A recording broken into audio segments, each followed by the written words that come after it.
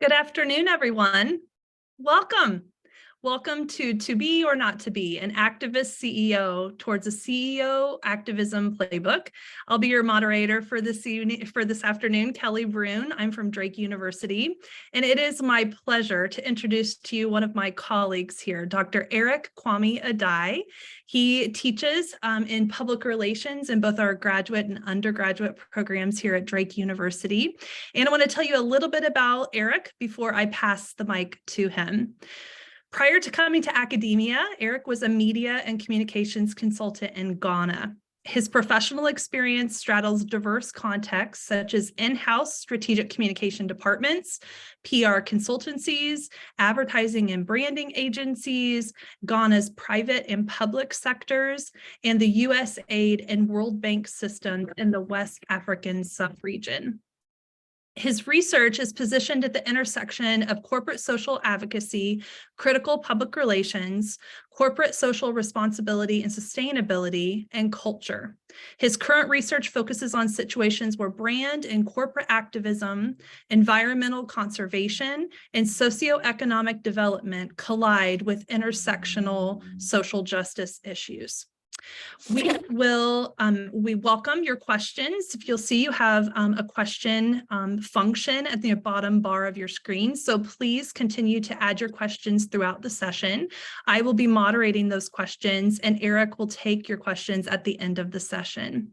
So with that, I will turn it over to Dr. Adai. Hello, everyone. Thank you so much, Professor Brune, for such glowing words to introduce me.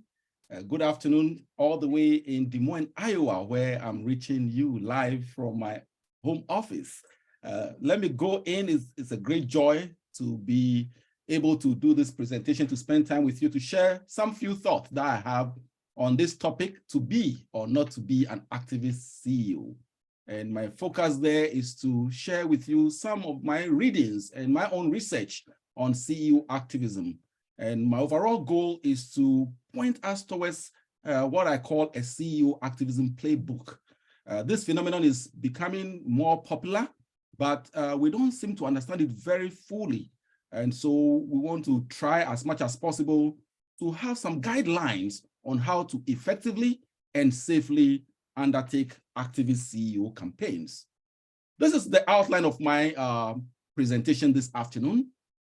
We'll try to wrap our minds around what we mean by CEO activism, and also look at some examples of CEO activists, the exemplars that we find around, and to also investigate some of the drivers of CEO activism and the motivations behind this particular corporate trend that we are seeing.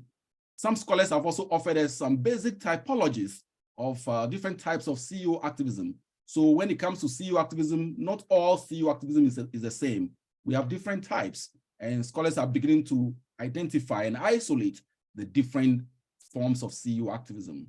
And then also want to understand some of the issues that activist CEOs concern themselves with based on my readings, and also try to understand some of the pockets of causes that activist CEOs try to leverage their CEO activism campaigns on. And then also, when they engage in CEO activism, what are some of the outcomes? What are some of the effects, the consequences that we find?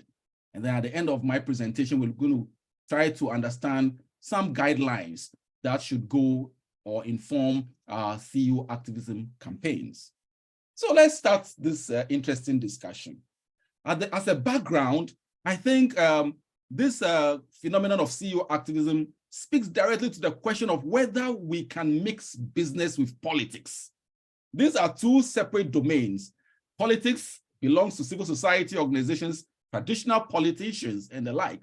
But what we are seeing also is that it may be possible for business entities, corporations, organizations that are set up to make money to also concern themselves with power play within the general political framework, the general political realm. So is this possible? To what extent is this going to be possible? Well, to understand this, we want to look at the traditional view, what some people call the conventional view of businesses. The conventional view of business speaks to the traditional notion of why a business entity is established. Some say that the traditional view is summarized as follows, that the business of business is business. That if you are a business entity, your whole life is all supposed to be about making money, running your business as a going concern so that you can make as much profit as possible.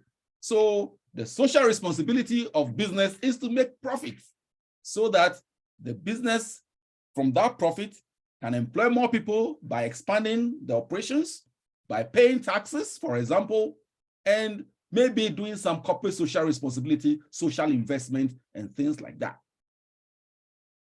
This scholar, thinker, is one of the main brains behind the traditional view of business, Milton Friedman.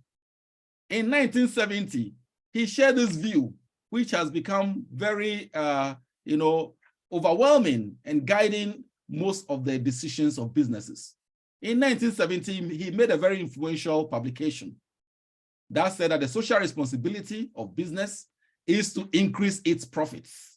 So businesses, according to him, have no business trying to concern themselves with the greater good or the common good. So that was what he said in 1970. Then he came back in 2007 and made a statement that there is one and only one responsibility of business: to use its resources to engage in business in a way that will increase profits, so long as you don't break the rules, so long as you stay within the rules of the game. So the goal of businesses, he says, is to make sure that they optimize the resources at their disposal so that they can make as much profit as possible without breaking the laws, without breaching the rules, by paying their taxes, by being socially responsible, by being good corporate citizens. That's what he said. So this speaks to the point of a certain selfish or strategic motive for doing business, which is to make money, right? So because of that, we've realized that corporations, profit-seeking companies, have kept away from trying to concern themselves with greater good causes, issues that do not put money in their bank accounts, issues that do not ensure that they are able to achieve the profit motive. But back in the traditional view, linked to the traditional view, we notice also that corporations sometimes engage in lobbying, where they try to engage lawmakers in ways that they can change some of their regulations, repeal some of them, or even introduce new policies, new regulations that will inure to the benefit of the corporations. So some scholars have spoken about 3 types of lobbying. They say we have what we call the traditional lobbying, which is undertaken behind closed doors, right? And it's a dog-eat-dog kind of scenario where corporations try to influence, sometimes even engage in influence peddling in ways that will ensure that the legislators and other government appointees can do their bidding. That's classical lobbying. So that can involve some Machiavellian kind of tactics for as long as the corporation is able to achieve its goals. But some say that, well, sometimes that is not good to engage in classical lobbying, even twisting the arms of regulators and politicians. So for you to do lobbying well, do it ethically, by not breaching rules, by not literally holding a gun to somebody's head, by trying to be ethical in the process. Then if you do that well, then that may be acceptable. Then some scholars also talk about the notion of lobbying for social good. So this is the situation where corporations engage in lobbying, but solely around issues that will benefit the rest of us. When you do this, they say it's not as selfish as engaging in classical lobbying. What we find is that lobbying for the social good at the end of the day tends to still be driven by the selfish motives of the corporations and their owners. But there are sometimes situations where lobbying for good coincides with the greater good, especially when the causes that are pursued now also benefit the rest of society. But what we are seeing is that we are having some changes in the order. We are seeing some changing times with corporations now rethinking their purpose in society. Organizations that are set up to make money are now trying to be more socially responsible in various ways. We are seeing various expressions of this kind of behavior. One expression of that is what we all know, the popular corporate social responsibility, where organizations, they want to give back to society. They want to think also about other stakeholders, multiple stakeholders besides just investors and the corporations and their interests, right?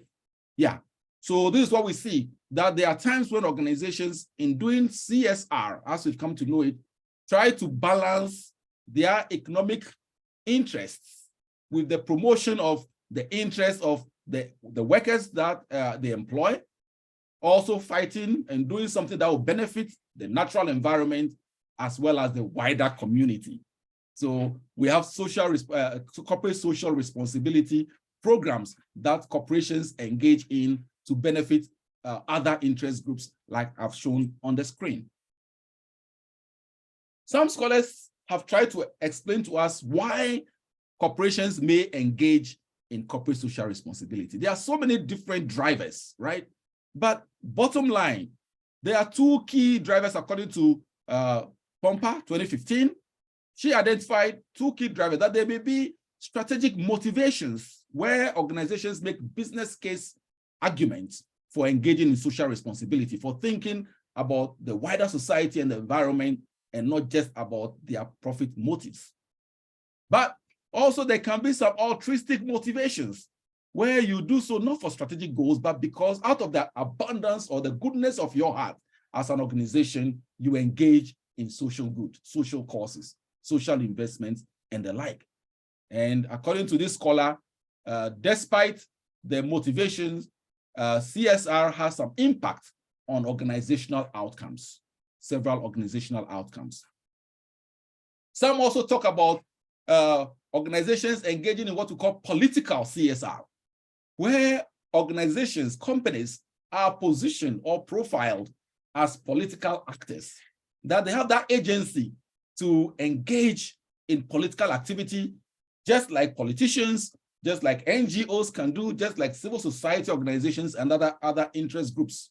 So businesses are now wading in and being political in trying to address some gaps in the legal and political regime in the organization, in the society. So that's what they are saying. We have corporate social responsibility, but also political corporate social responsibility, which is a different type of social responsibility with a political twist to it. That's another way in which organizations are concerning themselves with wider causes.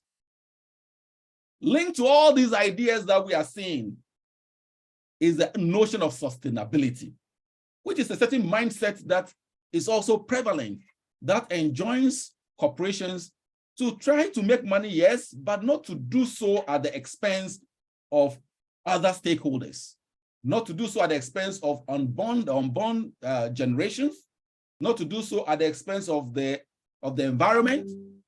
They shouldn't just be selfish, right? And making money just for themselves, but they should think twice. Yes, we are not stopping you from making money, but don't do so in a way that will jeopardize the ability of others, especially current generations and future generations, to also live a prosperous life.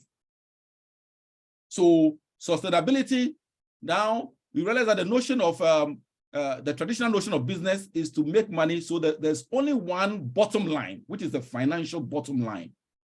But the notion of sustainability is positioned at the place where we have the intersection of the interests of various big stakeholders. Yes, the company is supposed to make money, but we're also looking at the welfare of the community, of the people. There's a social bottom line, as well as delivering good outcomes for the planet now and in the future. So the idea is to operate at this sweet spot where we have various stakeholders working. and their goals being met by the corporation. One strong advocate of this triple bottom line is John Elkington. He advocated for this very, very strongly and said that we should try as much as possible. But what we are seeing is that all these ideas of political social responsibility, the traditional corporate social responsibility, and even sustainability notion has suffered some criticism. Some think it's a form of corporate hypocrisy because at the end of the day, all these ventures are designed to serve the interests of the corporation and the corporation only. It's only sometimes that the outcomes also benefit the rest of society and the rest of the environment, right? So some of the criticisms that have been labeled against some of these movements is the notion of greenwashing, where organizations pretend to be protecting the environment, but in actual fact, their actions harm the environment. There's a notion of pinkwashing, where organizations try to serve the interests and protect the interests of women. But we found that some of these corporations, through their actions, actually their products actually harm women, causing diseases like breast cancer and the like. We also have blue washing, which is another form or expression of corporate hypocrisy that scholars have written about, where organizations try to project the image of working to serve the interests of the United Nations and its sustainable development goals, global compact ideas and the like. But when in actual fact, their activities tend to harm or work against the interests of the United Nations. Then we have work washing, where organizations try to pretend or project the image of fighting for the vulnerable in society. But in actual fact, their actions may be hurting those same vulnerable groups like the LGBTQ community and the like. So with all these criticisms and disappointment, Elkington in 2018 wrote a very touching paper recalling, just like we have automakers recalling car models, he recalled his triple bottom line idea and said that, oh, this idea has failed. It's time for us to take it off the table. Another driving force that we are seeing that I think is instrumental in the topic we are coming to talk about today is the notion that we are seeing increasing incidence of what some scholars have described as the democratic deficit, which they describe as a big gulf between what governments all over the world promise vis-a-vis what is actually delivered to the masses. So government promise us the high heavens, and then, but throughout their governance, they deliver much less than they promise. So because of this gulf, corporations, non-traditional political actors like corporations are stepping up to try and bridge this gap for us. That's one thing that is informing why corporations are becoming activists, like we're coming to talk about. There's another movement that recently happened. The Business Roundtable, the association of the CEOs of some of the biggest corporations here in America, they came up and made a very groundbreaking statement. They issued a statement that, wow, we have realized that we have to reimagine the social purpose of corporations, that shareholder value shouldn't be the only overriding purpose for which corporations are set up, that corporations must now ascribe to a higher purpose than just making money for the companies and their owners. So in 2019, they came up with this statement and said that, wow, now corporations should be serving various stakeholders, including customers, employees, their suppliers, communities in which they work, but also the shareholders who provide capital. And it's interesting to know that they presented this in the form of a pyramid that has the interests of shareholders at the bottom of it all. So they place other stakeholders above all of these. So we realize that they are pursuing multiple stakeholder perspectives exactly the same as we do in public relations, which is why we are talking about this issue now. So enter this phenomenon that some have called corporate social advocacy, where we have It describes public stances on some of the hot button issues in society, within the mass culture, about the environment, but being done by corporate leaders.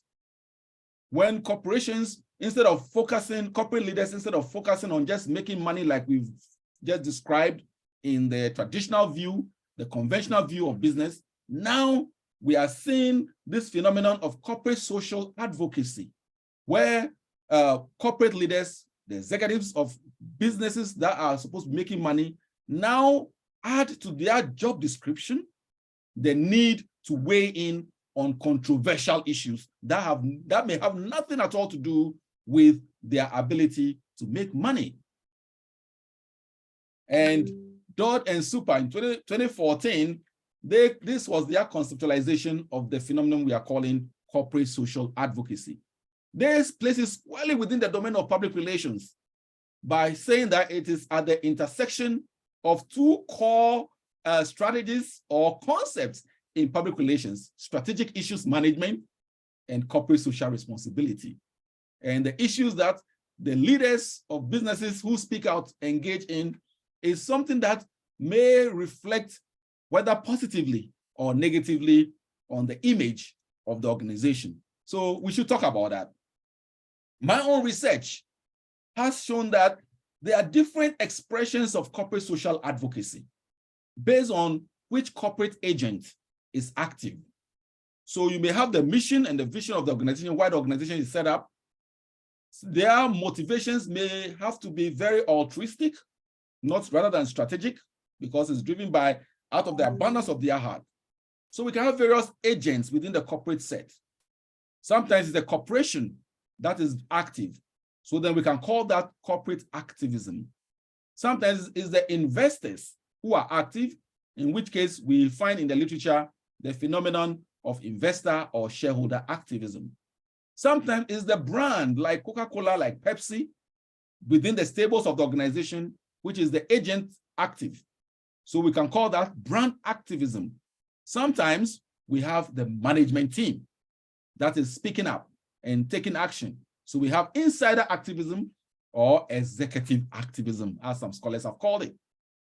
And then, but the focus of this presentation is on situations where is the CEO who is a corporate agent taking action and speaking up on issues that may have nothing at all whatsoever to do with the ability of the corporation to make money. And this is a synthesis of some of my readings in the literature, as I've shown at the bottom. We are also seeing a certain trend with giving the criticism against corporate social responsibility. Some scholars have sought to separate that old concept of CSR from an emerging one they are calling brand responsibility. They are trying to differentiate these two, that corporate social responsibility has been assigned or aligned more with the pursuit of the corporate goal or serving the corporate interest. But we are seeing the situation where corporations engage in fighting for the greater good purely based on altruistic motives, driven by their purpose, driven by something deep within the brand DNA. Then they call that brand responsibility.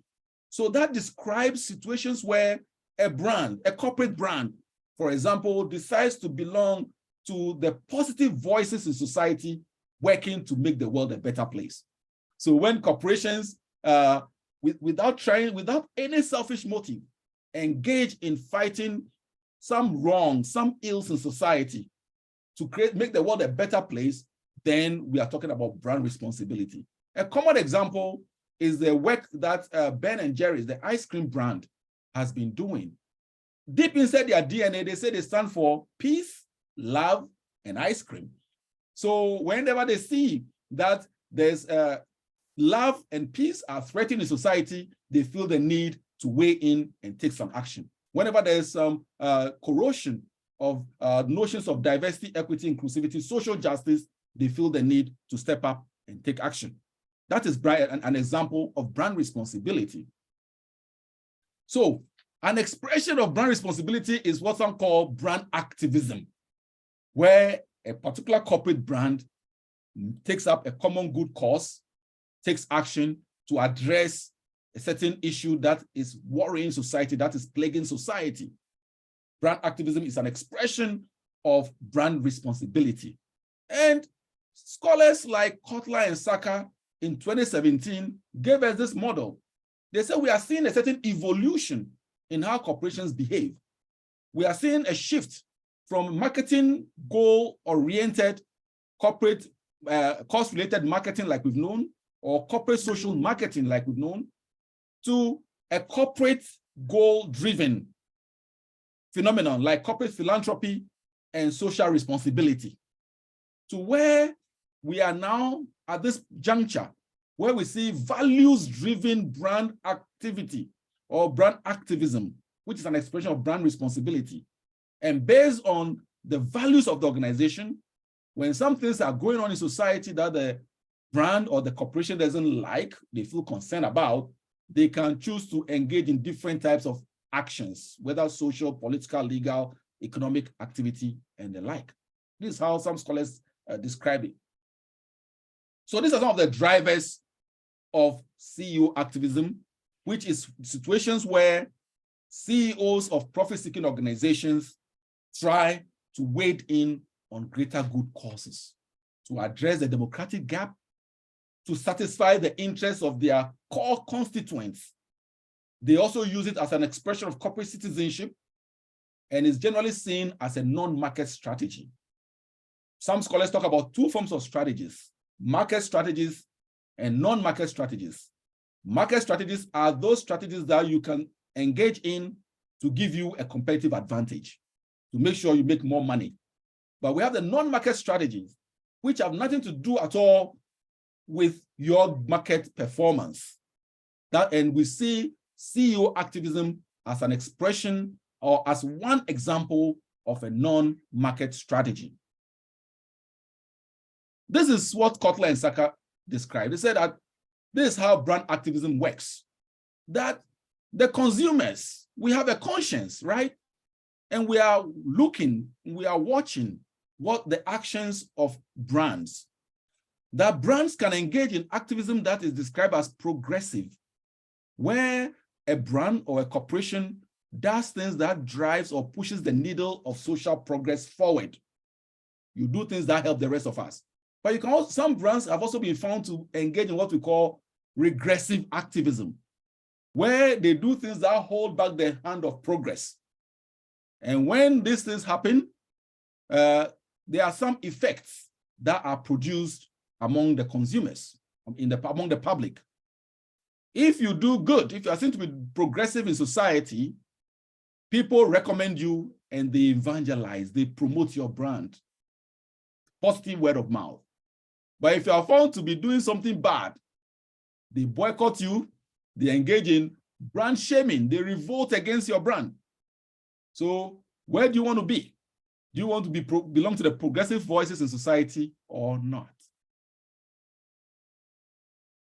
And it is good for organizations have realized that it is good for them to be more responsible in society, because corporate irresponsibility can harm you very much.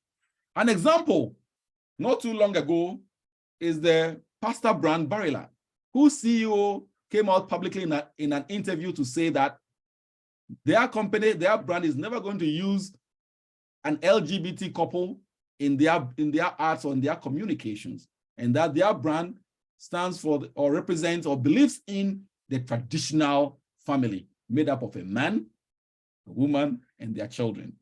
And this created a whole backlash, and they ended up in they suffered a lot of boycott. At the end of the day, they have to eat humble pie, and he had to apologize and retrieve his comments.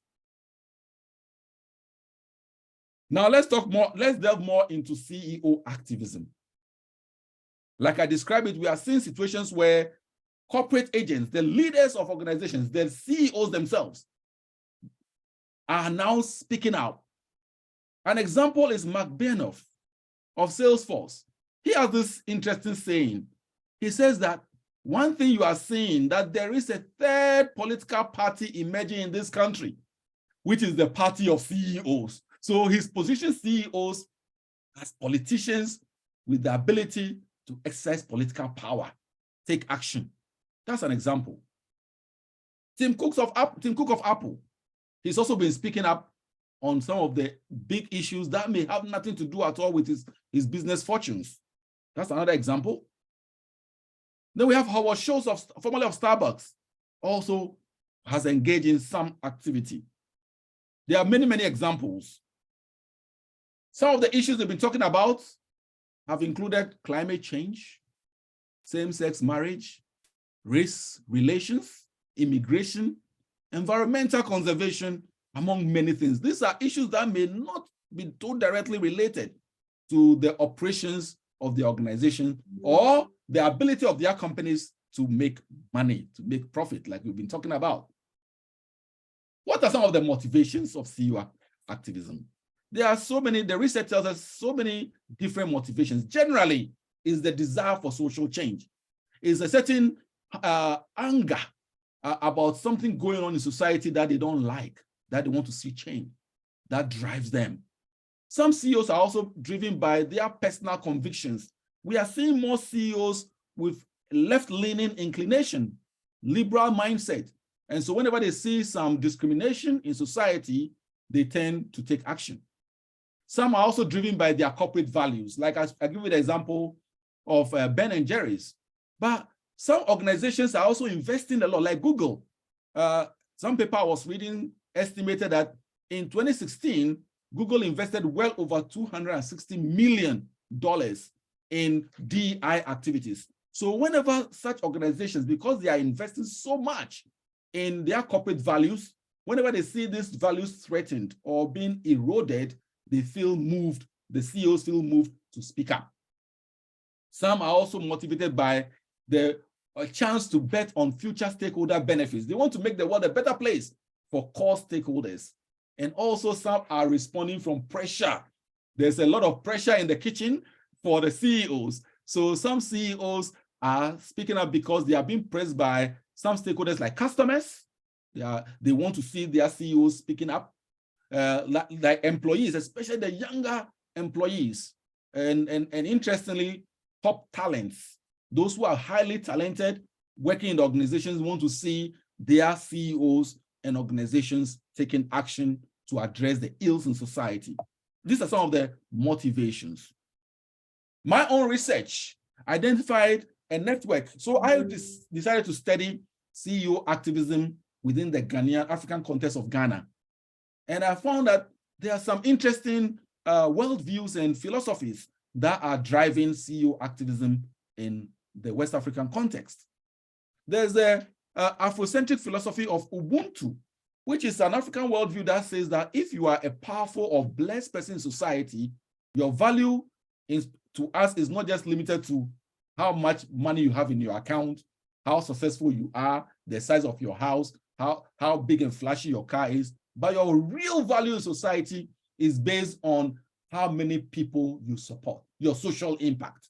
So I found that this worldview is driving a lot of CEOs in Ghana to engage in CEO activism. There's also the notion of caritas, which is the idea that you have to be a socially responsible person, a positive voice in society, because God or the Almighty or a supernatural being that you believe in expects you to be your brother's keeper and your sister's keeper. So that is also driving them. There's the idea of Afri-capitalism, which is a notion of inclusive capitalism that tries to encourage big organizations in Africa to contribute to the development of the continent by partnering with various stakeholders to drive social development forward and to create a better world. Also, postmodern values, Holthausen and Voto in 2002 did an interesting study that identified several postmodern values in public relations. And so I realized that CEO activism in Ghana is driven by some of these postmodern values. The idea of micropolitics, the idea of dissensus and dissymmetry, the idea of postmodern biopower, the CEOs believing that they have the agency, the power to do this and to drive change, cause positive changes in society. But there's also some more selfish motivations that I found. Some are driven by calculated business decisions. When you engage in CEO activism, there are some outcomes that come to your organizations that drive or give you a competitive advantage. And so I found that some CEOs are engaged in CEO activism because of that. When I get to the effects or the outcomes produced by CEO activism, I'll talk more about some of these effects. Some of the findings reflect already known motivations, like serving the corporate purpose, driving social change broadly, also the personal motives and belief systems of the CEOs. These are some of the motivations that I found. Now, what are some of the types of CEO activism that we see, and what are some of the issues that activist CEOs concern themselves with from my research? So Branicki and colleagues in 2020 published a very interesting paper in the Journal of Business Ethics. And they made a point that not all CEO activism is the same, that there are various hues and flavors of CEO activism. And they came up with this 2x2 matrix to distinguish different types of CEO activism based on two main factors. They talk about the moral intensity of the issue, how hotly the issue is being debated, how salient the issue is as a factor. So it ranges from low to high issue salience. Then they also talk about the connectedness of the issue to the business of the CEO. So they realize that whenever there's a low issue salience, people are not talking about an issue, and the issue is not so connected to the business and its goals, some CEOs engage in what we call token activism. But then we can also talk about situations where organizations, CEOs talk about issues that are connected to their corporations and their goals, that they talk about strategic activism. Then we also have citizen activism, and then they have what we call servant activism, based on the different interplay of the matrix. Now, my own research also identified that there are 6 main clusters of issues that activist CEOs concern themselves with. Some of the issues are in the bucket of sociocultural factors or issues. Some of them are fighting economic wars in the society. Some are fighting political issues like deepening democracy. Some of them are fighting environmental causes. Some of them are fighting against bad laws in the society. And some of them are concerning themselves with business and workplace issues, like things that try to limit the progress and the visibility, the appreciation of the work of women, for example. Now, what are some of the effects, outcomes, and consequences of CEO activism? What are some of the outcomes? What effects have been produced? Well, Larker and colleagues in 2018 said that CEO activism is a double-edged sword, that it comes with some positive outcomes for the wider society and corporations, but it can also have some bad effects on corporations and the CEO activists themselves. So let's look at some of these. My own research also shows that there's a certain hierarchy. It's seen as an inverted pyramid that has a certain hierarchy of effects, positive effects on society, but mixed blessings for companies as well as the CEOs. What are some of these? The broader societal outcomes, including promoting DEI and social justice, conserving the environment for all of us, deepening democracy and good governance, repealing and changing bad laws and public policies, empowering the people, and then also holding governments to account, for them fighting for economic and public financial money, better financial management, and also shaping public opinion on big issues. But it's a mixed blessing for companies whose CEOs engage in activism. There are some positive outcomes, like things that serve the business interests, promote your brand image, earned media, for example, and then give you some competitive advantage. For example, my research in Ghana, there was one activist CEO that I spoke to who is the CEO of a financial institution. And he tells me that because of the kind of activism that he's been engaged in, his company is able to go pick up funds at about 2 to 5% interest rate lower than the market. So that gives them a clear advantage. It broadens the kind of spread profitability that they can make as an organization. If your cost of funds is lower than the rest of your competitors, then you can do so much more. But then there are some undesirable effects, right? Some have lost business opportunities when your CEO is seen as an activist. Other people are afraid of associating with you. You become like a pariah. So nobody wants to do business with you. Some people want to avoid you, and that can lead to a loss of business opportunities. You are neglected. And then some also spoke about the high cost, time, effort, and money that goes into activism if you want to do it really, really well. And an interesting bad effect that I saw is this harassment from regulators, where regulators are unleashed on you, from the IRS to the Food and Drugs Board and other regulators, always breathing down your neck, breathing down your back, trying to find fault in your operations, such that you not even have time to run your business. They are always looking for one permit or the other. They are doing one kind of investigation in your organization that you will not have time. They just rob you of your peace of mind and your time. And that's all. It's a calculated ploy just to discourage the CEO from continuing to engage in activism. Then there are some other outcomes that some scholars have found. Some scholars, like Chatterjee and Toffel and Dodd and Super, they've identified that CEOs who engage in activism, it has a way of impacting or driving or influencing the purchase intent of their customers. So people, especially younger customers, tend to prefer to patronize products and services of organizations whose CEOs are activists, especially when they are speaking about issues that those millennials and younger population cohorts hold dear. Some have also done research to show that there's a strong relationship between or influence of CEO activism on other organizational outcomes like driving employee loyalty. If you are a CEO and you are engaged in activism on issues that matter to your employees, they love the organization so much more, and you're able to attract top talent. And some have also seen that CEO activism actually drives public opinion on core issues, because when the CEO speaks authoritatively on a matter, you arm the rest of us with some facts. You illuminate the cause, the matter, and most of us get to learn more because the CEOs are influencers or public opinion leaders of a sort. There are some research findings that I can share with you. So people, the KRC research, they did some research 2017, 2018. They said, will people buy from companies whose CEOs speak out?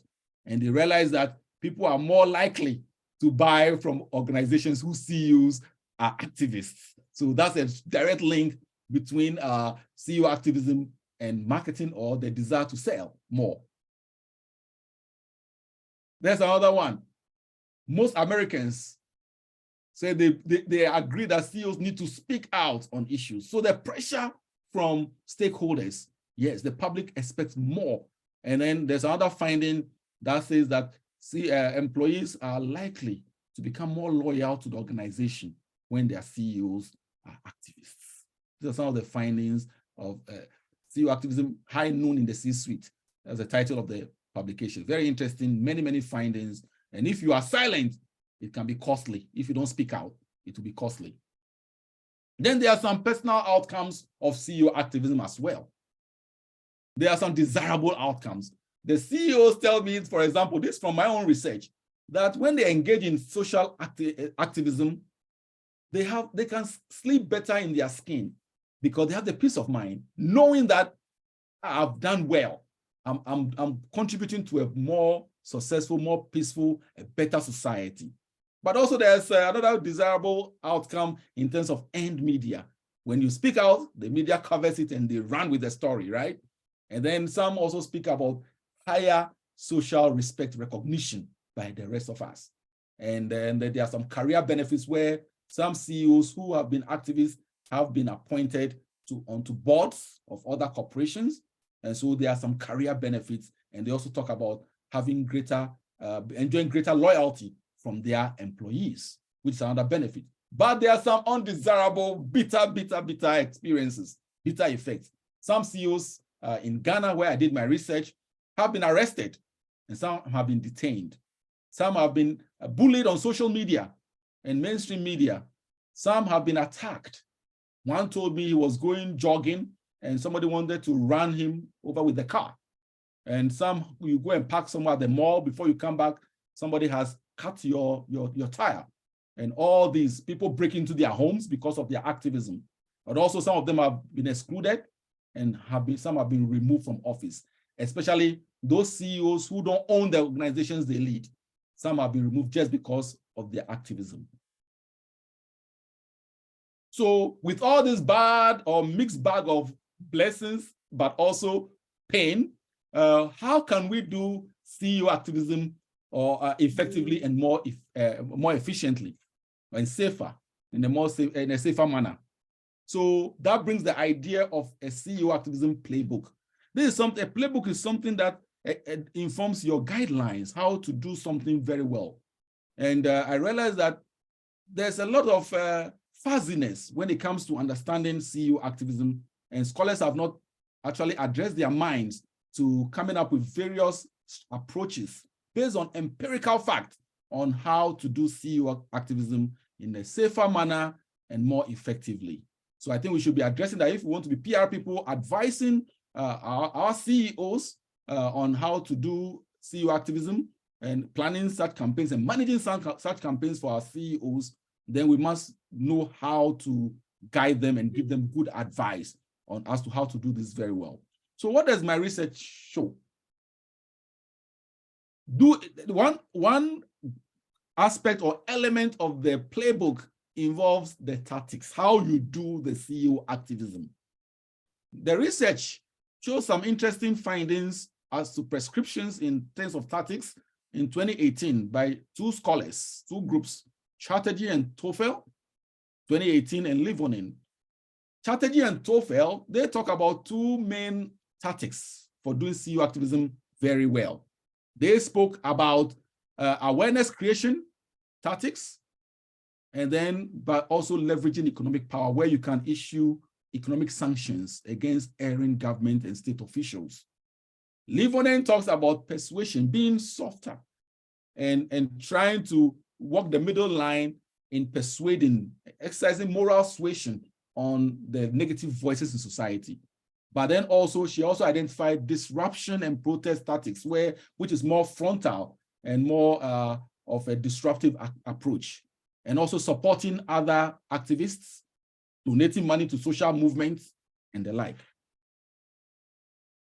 Now, a recent paper by McKeever and colleagues, 2003, they said that there are some different behaviors that activists employ.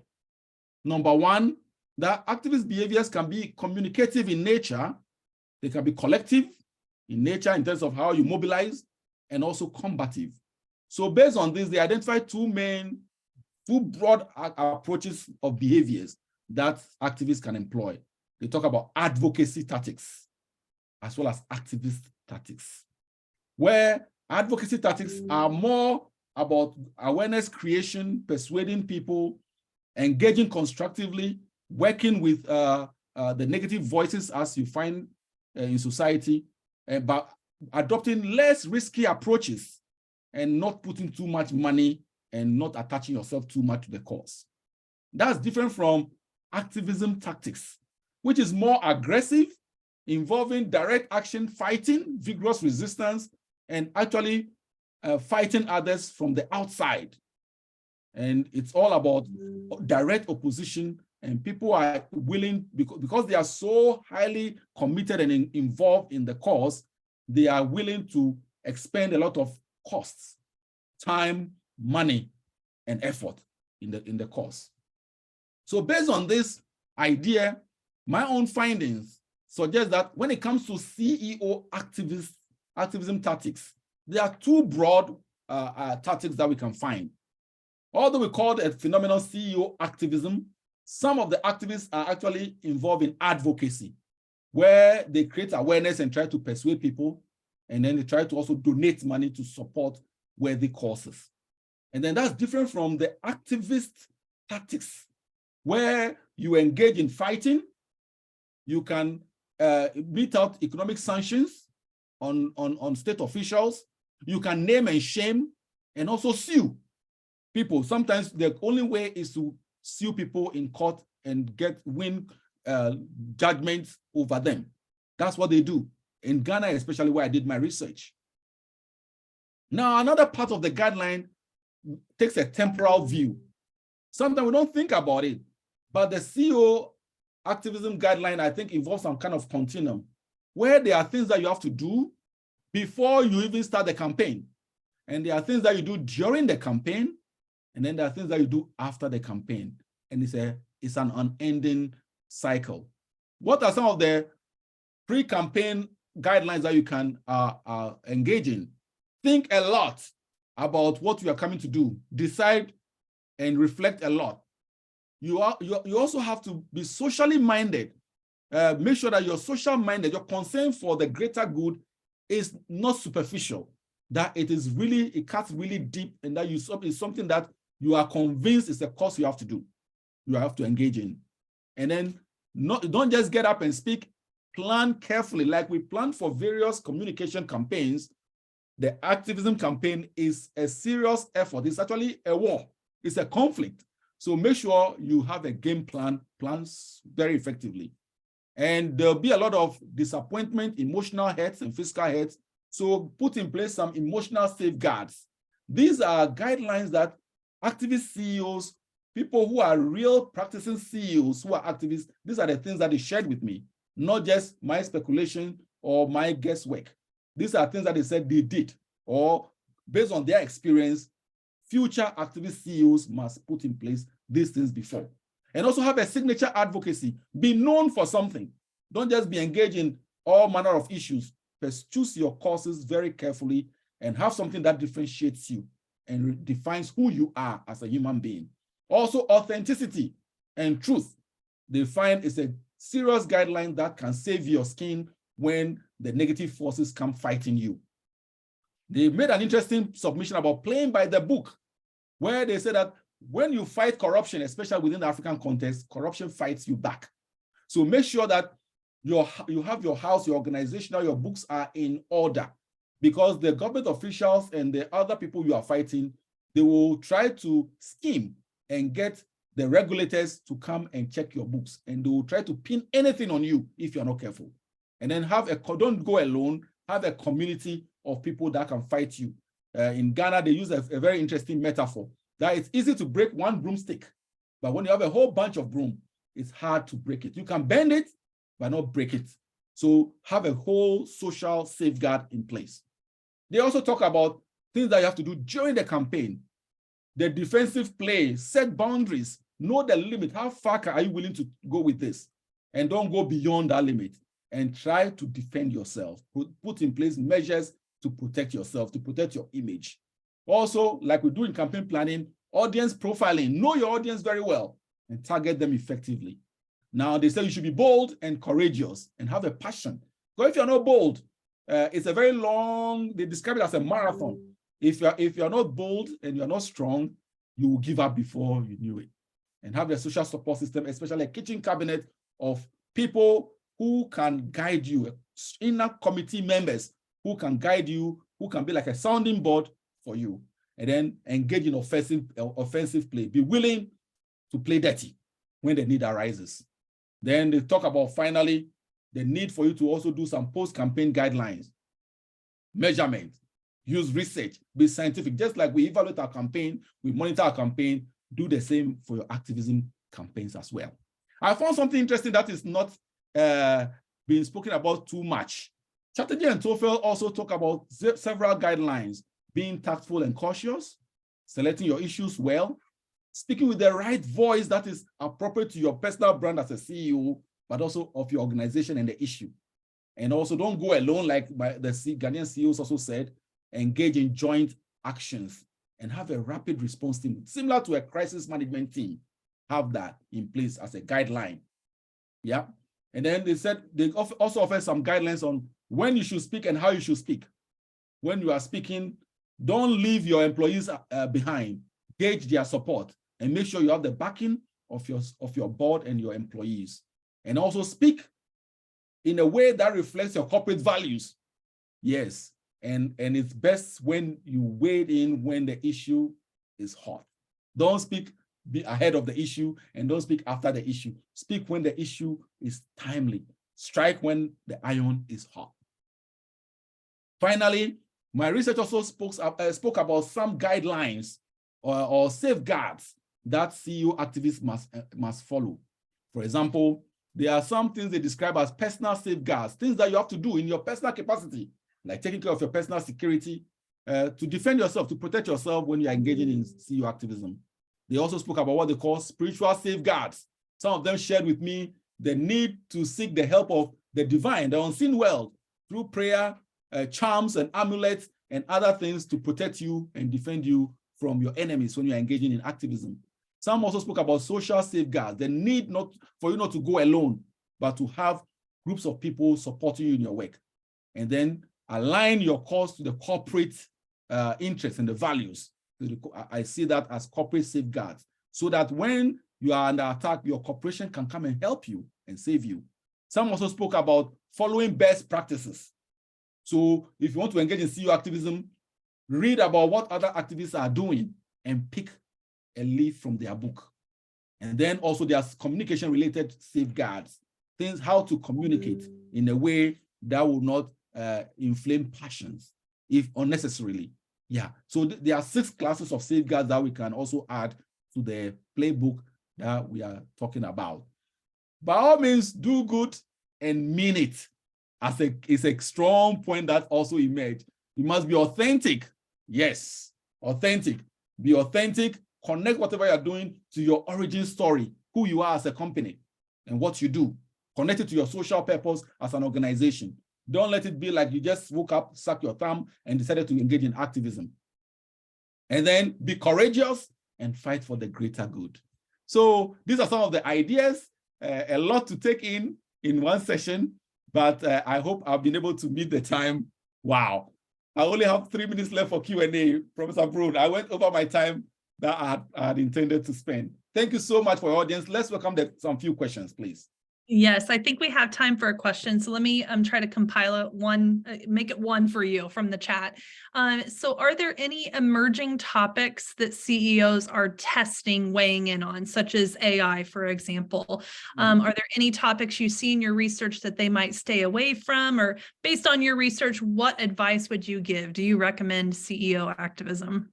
Wow. Well, I think for sure, a CEO must add activism to his or her job description, because the evidence is clear that various strategic constituencies are expecting CEOs to do this. So that one, I know that for sure. Whether there are issues that are off limits or not, I think depends on the context. Here in the US, in the Western culture, CEOs are speaking about same-sex marriage, putting their voices and their faces to that issue. Some are for, some are against. This is an issue that when you go to Ghana, I found that the CEOs in Ghana said, nope, I don't see myself talking about LGBTQ, promoting gay rights, or even issuing an opinion on that. So there are some issues that, based on the society, some CEOs would find off limits, like I've described. Thank you very much. Well, we just have a minute left. I want to share some congratulations with you from the chat. I think we've had a professional in the field on the call, and so this has been a great overview that they're hearing from consumers that they really believe in EIG, and they did a recent survey to confirm that. So transparency and authenticity are important, and I think you really hit on those topics. So thank you, Dr. Addae, for sharing your insights with us, and thank you all for being on the call today. We wish you well, and we'll see you at the next Educators Academy webinar. Thank you very much. It's been a pleasure. Bye-bye.